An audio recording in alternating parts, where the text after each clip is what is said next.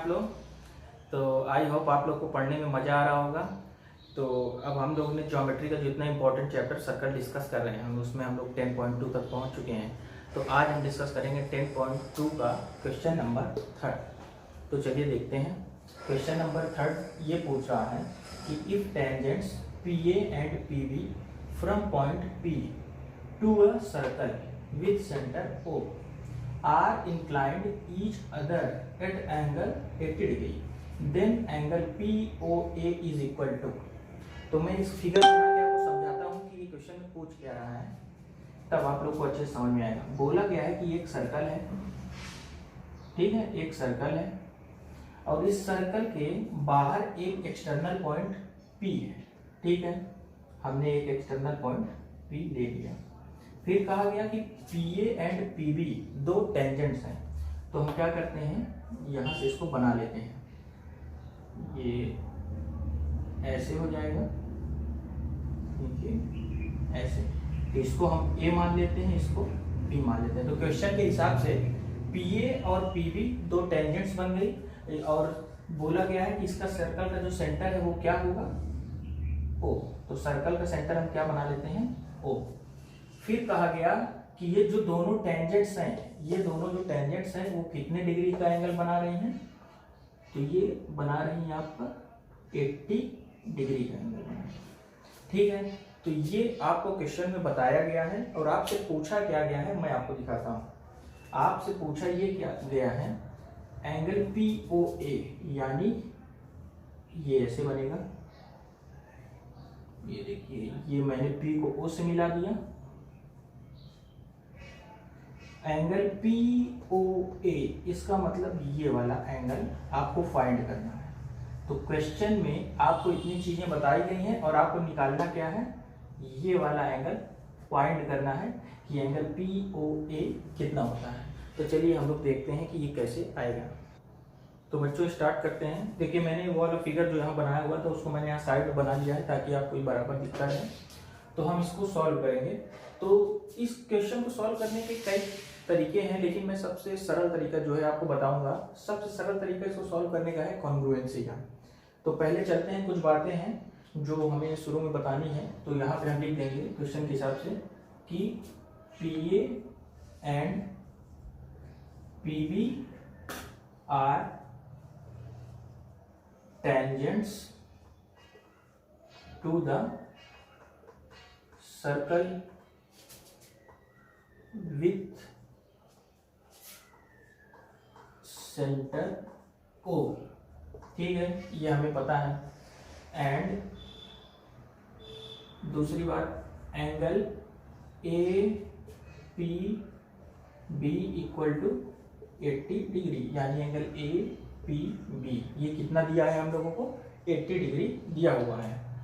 अब हमको क्या करना है, इसको सॉल्व करने के लिए हम क्या करेंगे, ज्वाइन करेंगे, इसको ज्वाइन OB, यानी हम O और B को ज्वाइन करेंगे। ये हमने इसको कर लिया, ठीक है। तो अब आप देख पा रहे होंगे इसमें आपको दो ट्रायंगल नजर आ रहा होगा। एक ट्रायंगल PAO, यानी ये वाला ट्रायंगल PAO। दूसरा ट्रायंगल आपको दिख रहा होगा PBO, यानी ये वाला ट्रायंगल। तो इसी दोनों ट्रायंगल को हम कॉन्ग्रुएंसी की मदद से कॉन्ग्रुएंट प्रूव करेंगे, तब ये क्वेश्चन सॉल्व हो पाएगा। तो चलिए देखते हैं। हम यहाँ पे लेते हैं by taking triangle PAO and triangle PBO, ठीक है। तो इसमें आपको क्या क्या चीजें पता है, पहले आप देखिए। आप यहाँ बताएंगे OA is equal to OB, ये तो आप जान ही गए होंगे क्योंकि ये क्या है, रेडियाई ऑफ ए सर्कल, मतलब एक ही सर्कल के दोनों रेडियस हैं, इसलिए OA इक्वल टू OB हो गया, ठीक है। एक बात ये पता चल गई। दूसरी बात हमें क्या पता है कि PA is equal to PB। आपको ये भी पता है कि tangents drawn to a circle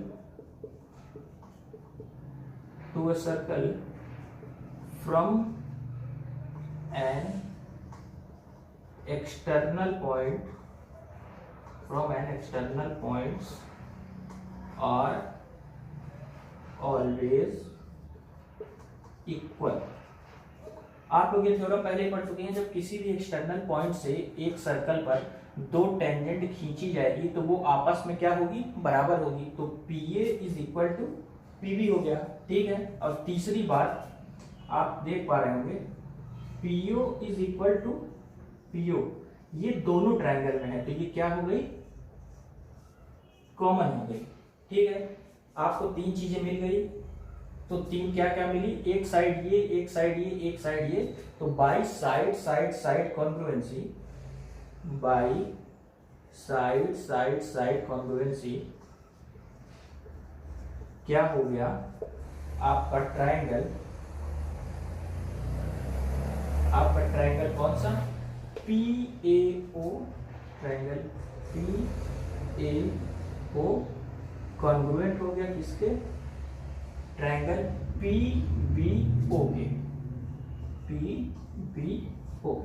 तो आपने देखा कितने आसानी से हमने इस दोनों ट्रायंगल क्या किया, कॉन्ग्रुएंट प्रूव कर दिया। तो आपको मालूम है कि जब दो कोई भी ट्रायंगल कॉन्ग्रुएंट हो जाते हैं तो उसमें क्या क्या होता है, देखिए उसमें तीनों साइड आपस में बराबर हो जाएंगी, जो तीनों एंगल होंगे वो आपस में बराबर हो जाएंगे, ठीक है। तो यहां से हम क्या निकालेंगे, इस कॉन्ग्रुएंट को प्रूव करने के पीछे हमारा वो रीजन क्या था, अब मैं दिखाता हूं। तो हमको क्या मिला, इसको करने के बाद एंगल APO, एंगल APO यानी ये वाला एंगल, ये बराबर हो जाएगा किसके, एंगल आपका ये बराबर हो जाएगा एंगल BPO, ये BPO यानी कौन सा एंगल, ये वाला एंगल। इसका मतलब ये हुआ कि ये वाला छोटा एंगल और ये वाला छोटा एंगल, ये दोनों आपस में क्या हो गया, बराबर हो गया।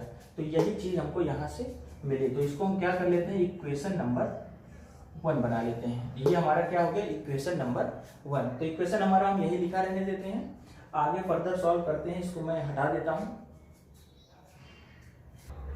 तो बच्चों आपने देखा कैसे अपना इक्वेशन नंबर 1 आ चुका है, इसलिए मैंने इसको यहाँ पे लिख दिया। अब मैं इसके आगे सॉल्व करता हूँ। देखिए आपको क्या गिवन है, angle APB is equal to 80 degree, ये आपको क्या है, गिवन है। एंगल APB यानी ये वाला एंगल 80 डिग्री आपको दिया गया है। तो अगर हम चाहें तो इस एंगल APB को तोड़ के दो हिस्सों में लिख सकते हैं। आपको दिख रहा होगा कि इस वाले एंगल में दो छोटे छोटे एंगल हैं, एक एंगल ये है, एक एंगल ये है। तो इन दोनों को हम तोड़ के, इसको हम तोड़ के लिख सकते हैं। कैसे लिख सकते हैं, हम लिख लेंगे एंगल APO, इसको अब angle BPO, angle BPO is equal to 80 degree. ये यही चीज लिखा हुआ है, बस इसको तोड़ के लिखा हुआ है। इसी पूरे एंगल को तोड़ के हमने दो हिस्सों में लिख लिया है, ठीक है। तो अब देखिए यहाँ पे हम क्या करेंगे, angle APO plus angle APO। देखिए ये एंगल BPO की जगह हमने एंगल APO लिख दिया। ये आपको पहले इक्वेशन में हमने बता दिया है कि एंगल APO एंगल BPO दोनों क्या है, आपस में बराबर है। तो यहाँ पे ये क्या हो जाएगा, 80 डिग्री। यहाँ पे आप लिख देंगे from equation number 1। From equation number 1 से एंगल BPO की जगह एंगल APO लिख दिया गया है। तो ये आपका हो जाएगा twice of angle APO is equal to 80 degree. Angle APO ये 2 उधर चला जाएगा, 80 डिग्री अपॉन 2 ये कैंसिल होकर कितना हो जाएगा, 40 डिग्री। तो हमें एंगल APO की वैल्यू कितनी मिल गई, 40 डिग्री मिल गई, ठीक है। फिर अब हम आगे सॉल्व करेंगे। अब देखेंगे, now we know that radius is always perpendicular to the tangent. मतलब ये है कि जो रेडियस होती है वो टेंजेंट पे हमेशा क्या होती है, परपेंडिकुलर होती है। तो इसका मतलब यहाँ पे कितने डिग्री का एंगल बनेगा, 90 डिग्री का एंगल बनेगा। तो यहाँ से हम क्या कह सकते हैं कि angle PAO is equal to 90 degree. ठीक है, ये वाले थ्योरम से हो गई। Now we know that radius is always perpendicular to the tangent, तो angle PAO is equal to 90 degree. तो बस यहीं से क्वेश्चन खत्म हो जाएगा। तो अब हम यहाँ पे क्या करेंगे, एंगल सम प्रॉपर्टी का यूज करेंगे। बाय एंगल सम प्रॉपर्टी, आपको मालूम है कि किसी भी ट्राइंगल के तीनों एंगल का सम कितना होता है, 180 डिग्री होता है। तो यहाँ पे हम एंगल लेंगे इस वाले ट्राइंगल में, triangle POA।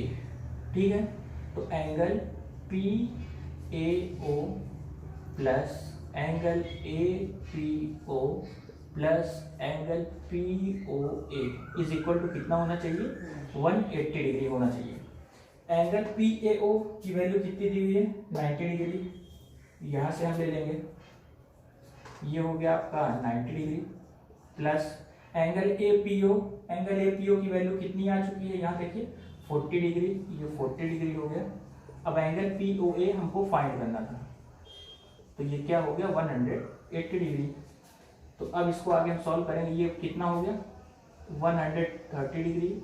Angle POA is equal to 180 degree, तो angle POA is equal to 180 degree minus 130 degree, तो angle POA is equal to कितना होगा, 50 डिग्री। यही हमारा आंसर था। तो आपने देखा कि कितनी आसानी से हमने कॉन्ग्रुएंसी का यूज करके इसको लिया दिया।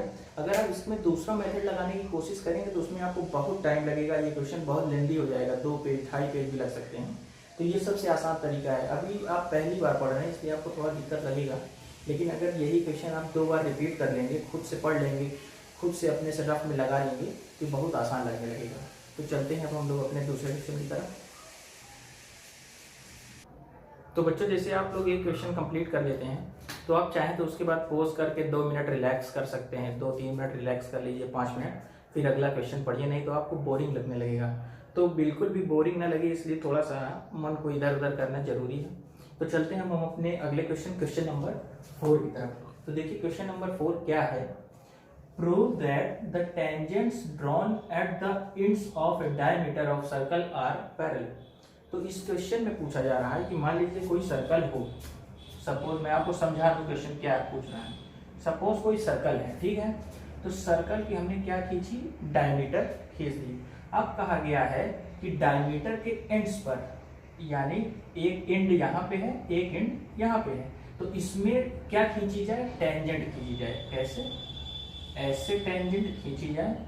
तो ये बताना है कि ये दोनों टेंजेंट लाइन आपस में पैरेलल होती हैं, हमको यही शो करना है। तो चलिए, ये बहुत इजी क्वेश्चन है, हालांकि ये पेपर ऊपर में नहीं आता है, लेकिन ये नॉलेज के लिए बहुत अच्छा क्वेश्चन है। तो नॉलेज गेन करने के लिए चलिए मैं आपको बताता हूँ कि ये कैसे होगा। तो बच्चों चलिए मैं दिखाता हूँ। देखिए मैंने फिगर बना लिया है, मैंने इस बार लाइन ऐसे ही ले ली है ताकि आपको ज़्यादा अच्छे से समझ में आए।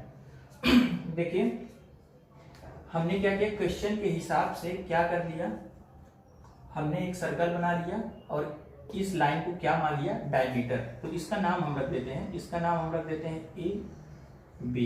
A और B एक डायमीटर हमने बना लिया है। जैसे ये टेंजेंट है तो इसका कुछ नाम रख देते हैं, इसका नाम हम रख देते हैं XY, इस वाले का नाम रख देते हैं PQ। ठीक है, तो हम यहाँ बोलेंगे लेट AB, यानी ये AB जो है, let AB be the diameter of circle. ठीक है, विद सेंटर O। मतलब कि हमने एक सर्कल बना लिया जिसमें AB क्या है, एक डायमीटर है, और जिसका सेंटर क्या है, O है। ठीक है। अब बताएंगे हम कि P Q and X Y are the tangents to the circle which touch the line at point कौन सा A and B respectively। इसका मतलब ये हुआ कि PQ और XY दो टेंजेंट्स हैं जो सर्कल को A और B पॉइंट पर टच कर रहे हैं, यानी PQ लाइन A पर, XY लाइन B पर टच कर रही है। अब हमको ये प्रूव करना है कि ये और ये दोनों XY और PQ दोनों क्या है, पैरेलल है। तो अब अगली बात हम लिखेंगे, we know that radius is always perpendicular to the tangent। ये थ्योरम आप पढ़ चुके हैं कि कोई भी रेडियस क्या होती है, वो परपेंडिकुलर होती है किस पे, टेंजेंट पे। ठीक है, तो इसका मतलब ये हुआ कि आपका जो एंगल पी ए ओ कितना हो जाएगा, 90 डिग्री हो जाएगा। एंगल वाई बी ओ भी कितना हो जाएगा, 90 डिग्री हो जाएगा। ठीक है, तो इससे हमको क्या पता चला, आपका एंगल पी ए ओ यानी ये वाला एंगल कितना हो गया, 90 डिग्री, क्योंकि ये रेडियस है टेंजेंट पे।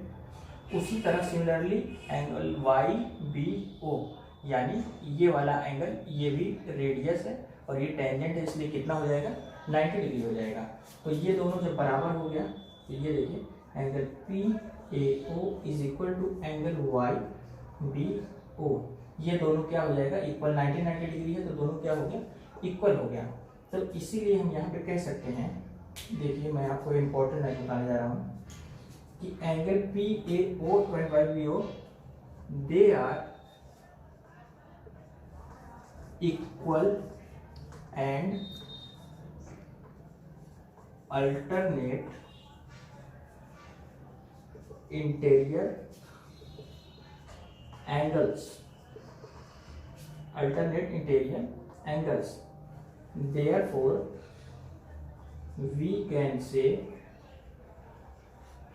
we can say PQ and XY are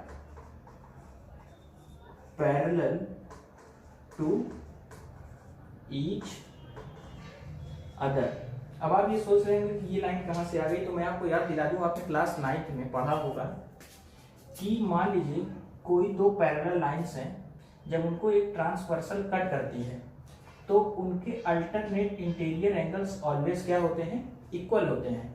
तो इसी का इनवर्स भी होता है, अगर कोई दो लाइंस हैं जिनको एक ट्रांसवर्सल कट कर रही हो और उसके अल्टरनेट इंटीरियर एंगल्स आपस में क्या हो, बराबर हो, मतलब देखिए ये वाला एंगल इसके बराबर और ये वाला एंगल इसके बराबर अगर हो रहा है तो इसका मतलब ये दोनों लाइन क्या है, आपस में पैरेलल है। तो उसी तरह हमने आपको दिखाया कि angle P A O 90 degree, angle Y B O 90 degree. तो ये देखिए ये दो लाइंस हैं, ये इसके लिए क्या हो जाएगी, ट्रांसवर्सल लाइन हो जाएगी। तो ये दोनों आपस में अल्टरनेट इंटीरियर एंगल हैं और आपस में इक्वल भी हैं, इसलिए हम ये कह सकते हैं कि ये पी क्यू लाइन और एक्स वाई लाइन दोनों पैरेलल हैं। तो ठीक है, ये वाला भी क्वेश्चन हो गया। तो अब हम चलते हैं अपने अगले क्वेश्चन की तरफ। तो बच्चों आप लोगों को क्वेश्चन नंबर 4 अच्छे से समझ में आया होगा। तो अब हम चलते हैं अब अपने अगले क्वेश्चन की तरफ, क्वेश्चन नंबर 5। तो देखिए क्वेश्चन नंबर 5 में पूछा है कि prove that the perpendicular at the point of contact to the tangent to a circle passes through the centre. आपको ऐसे नहीं समझ में आएगा, मैं सर्कल में आपको फिगर बना के दिखाता हूँ कि एक्चुअली में पूछ क्या रहा है। उसमें ये पूछा गया है कि मान लीजिए कि एक सर्कल है, ठीक है, एक सर्कल है सर्कल पर एक टेंजेंट खींची जाती है। मान लीजिए कि सर्कल पर हमने एक टेंजेंट ले लिया इसमें। अब कहा गया कि अगर इस टेंजेंट लाइन के जो पॉइंट ऑफ कांटेक्ट है, मान लीजिए पॉइंट ऑफ कांटेक्ट है, इस पे अगर परपेंडिकुलर डाला जाए, परपेंडिकुलर का मतलब कि ऐसी लाइन खींची जाए कि जो यहाँ पे 90 डिग्री का एंगल बना ले, तो हम एक लाइन खींच लेते हैं। ये हमने एक लाइन खींच ली और ये परपेंडिकुलर है, इसलिए ये कितने डिग्री का एंगल बनाएगा, 90 डिग्री का एंगल बनाएगा। तो अब आप लोग को ये बताना है कि ये वाली जो लाइन है, ये लाइन सेंटर से होके जा रही है, यही प्रूव करना है। अभी तो आपको नहीं पता है कि सेंटर से होके जा रही है कि नहीं जा रही है, लेकिन ये लाइन आपको देख के ऐसा लग रहा होगा ना कि ये कॉर्ड है। डायमीटर तो इसको हम नहीं कह सकते अभी, लेकिन ये एक कॉर्ड है, ये तो पक्की बात है। डायमीटर ये तब हो जाएगा जब ये सेंटर से होके गुजरेगा। तो वही अब मैं आपको दिखाता हूं कि ये कैसे सॉल्व होगा।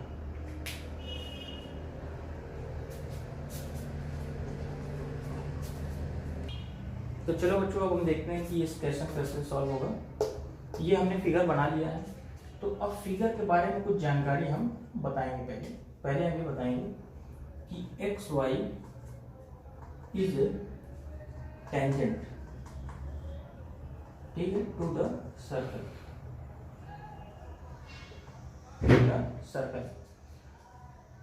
which touches the circle, which touches the circle at point A।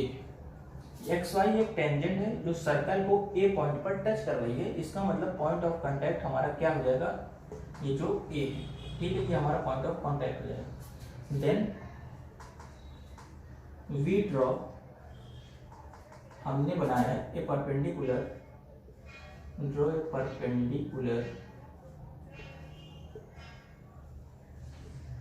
Perpendicular to the tangent, ठीक है।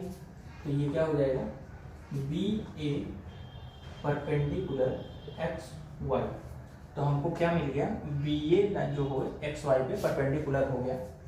बी ए एक कॉर्ड होगा, ये बात तो कही जा सकती है, लेकिन बी ए एक डायमीटर है, ये अभी नहीं कहा जा सकता। अगर ये डायमीटर हो जाएगा तो इसका मतलब ये सेंटर से होके जा रहा है। तो हमको यही प्रूव करना है कि बी ए एक क्या है, डायमीटर है।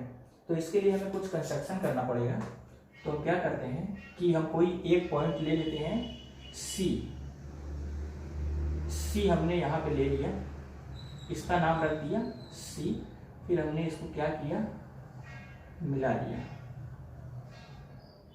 ठीक है। फिर यहाँ लिखेंगे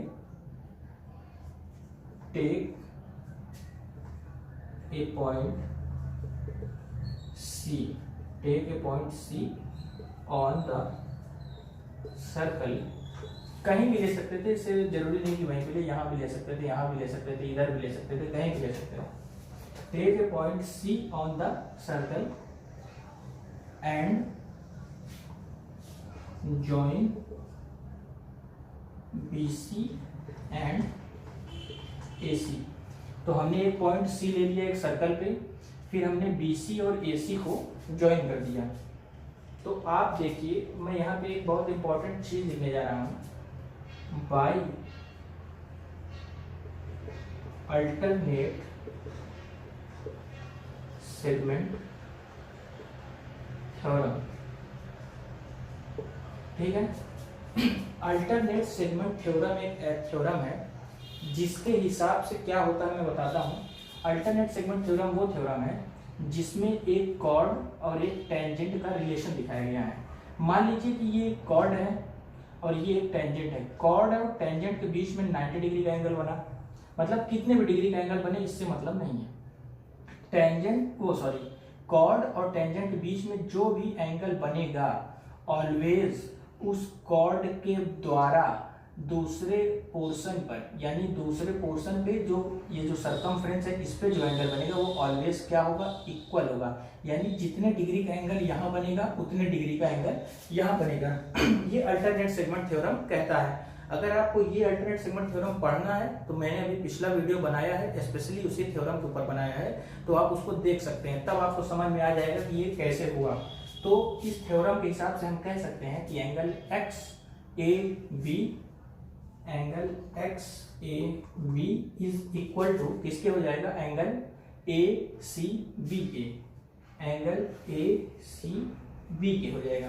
यानी ये वाला एंगल और ये वाला एंगल आपस में बराबर हो जाएगा बाई अल्टरनेट सेगमेंट थ्योरम। ठीक है, तो इसका मतलब angle A C B is equal to कितना हो जाएगा, 90 डिग्री हो जाएगा। जब ये 90 डिग्री तो ये भी 90 डिग्री। अब यहाँ पे हम लिखेंगे we know that when a chord subtend 90 degree angle to the circumference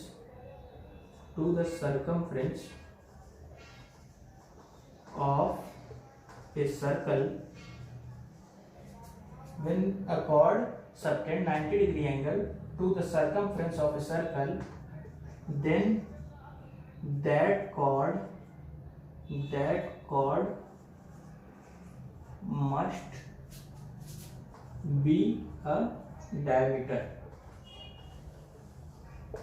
आपने क्लास 9 में थ्योरम पढ़ा होगा कि जब डायमीटर होती है, डायमीटर से जब हम सरकमफ्रेंस पर एंगल बनाते हैं तो ऑलवेज कितने डिग्री का एंगल बनता है, 90 डिग्री का एंगल बनता है। तो वैसा कॉर्ड यानी एक ऐसी जीवा जो उसके परिधि पर 90 अंश का कोण बनाती है तो वो सदैव क्या होती है, डायमीटर होती है। तो जब ये डायमीटर हो गई सिंस, तो हम क्या कह सकते हैं, यहाँ पर मुझे थोड़ा देखिए, यहाँ पे हम लिखेंगे since AB is a diameter. देखिए हमने यहाँ पे तो निकाल दिया ना कि ये AB क्या है, एक डायमीटर है। अब यहाँ लिखेंगे क्योंकि AB एक डायमीटर है, therefore AB always passes through the center। तो हो गया, सॉल्व हो गया। आपने देखा कैसे मैंने अल्टरनेट सेगमेंट थ्योरम का इस्तेमाल करके इसको इतनी आसानी से सॉल्व कर दिया। तो आपको अगर ये थ्योरम पढ़ना है तो मैंने एक वीडियो स्पेशली इसके लिए बनाया हुआ है, अभी कल ही मैंने बनाया है, तो आप उसको देख सकते हैं। तो आपको अच्छे से समझ में आ जाएगा कि ये आखिर ऐसा क्यों हुआ। ठीक है, तो आई होप आप लोगों को ये सब समझ में आया होगा। तो आप इसको एक बार रिवाइज कर लीजिए, खुद से लगा के सॉल्व कर लीजिए, तो आपको ज़्यादा अच्छे से समझ में आ जाएगा। जैसे कुछ कमियां रह गई होंगी कि ये नहीं समझ में आया, वो नहीं समझ में आया, तो आप कमेंट बॉक्स में लिख दीजिए। ठीक है, तो हम चलते हैं अपने नेक्स्ट क्वेश्चन की तरफ। तो बच्चों क्वेश्चन नंबर 5 तक हम लोग सॉल्व कर चुके हैं। तो अब अगला जो क्वेश्चन है, क्वेश्चन नंबर 6 और 7, ये दोनों काफ़ी इजी क्वेश्चन है। क्वेश्चन नंबर 6 तो क्वेश्चन नंबर 1 की ही तरह है, तो आप उसे खुद से सॉल्व कर लीजिएगा। और क्वेश्चन नंबर 7 ट्राई करने की कोशिश करिएगा, मुझे यकीन है कि आप लोग कर लेंगे, क्योंकि थ्योरम सारे आप पढ़ चुके हैं और उन्हीं का एप्लीकेशन इन क्वेश्चन में करना है। तो आज की वीडियो हम यहीं पे ख़त्म करते हैं। तो बच्चों, अगर आपको पढ़ने में मज़ा आ रहा हो, अगर मेरी वीडियो अच्छी लग रही हो तो कृपया लाइक करें और अपने दोस्तों के साथ इसको शेयर करें, ताकि ज़्यादा से ज़्यादा लोग हमसे जुड़ के पढ़ाई कर सकें। और मेरा चैनल ज़रूर सब्सक्राइब करें अगर आप पहली बार ये वीडियो देख रहे हैं तो।